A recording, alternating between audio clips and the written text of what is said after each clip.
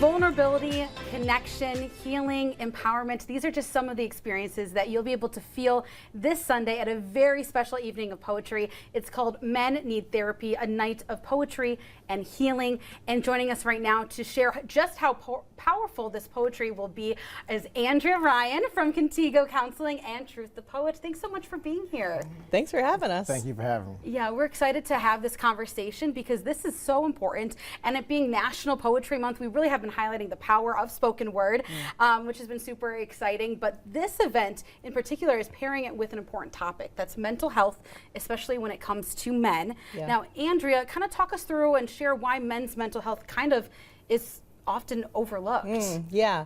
I don't think society has ever really created space or the opportunity for men to heal all the generational trauma and pain and just everyday things. They're taught, stuff it down, find a solution, keep it moving, right? Which is leading our men to be unwell. Suicide rates in men are 4 times higher than women.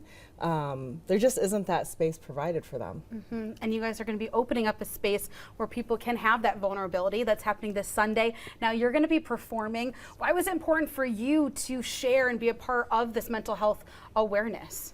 It's got to start somewhere. This, when I write, it's very therapeutic for me. I have 4 sons, and so I do my best to be vulnerable in front of them, so they'll be vulnerable in front of me. Now, vulnerable is a key word, and there's so much power in that word as well. And so, it's going to be a little bit more than a show, I feel like, kind of like a part group therapy session. So I guess how can audiences prepare for that, mentally hearing these words, but also maybe sparking some conversation? Yeah, I think coming in with an open mind and be prepared to kind of take a new perspective on what therapy could look like. We're going to kind of run it, a poet's going to go up and do their piece, and then I will kind of give a little bit of feedback or reflection as a therapist, and people are just going to kind of go around the room and do that. So it is going to be a very kind of intimate type of experience that I'm really pumped for. Yeah, and this is happening at the Robin Theater. What better spot to do it? I mean, for sure. You really do feel intimate right there and connected, even if these are strangers as well, and you can really open up. And it's, as you mentioned, this is going to be creating connection as well as conversation. But what kind of discussion do you hope the audiences leave with when they leave this event and maybe continue with after? Yeah, I mean, something I really want them to think about is, hey, could this actually be for me? I want them to actually maybe reach out to somebody, reach out to a possible therapist. I know it's not easy because it's something new, but I'm hoping they can take a little bit of that vulnerability that we all share in a safe space and take a next step.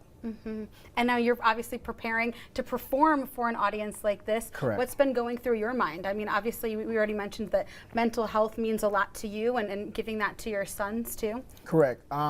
It's more so like, breaking the generational curses, trauma.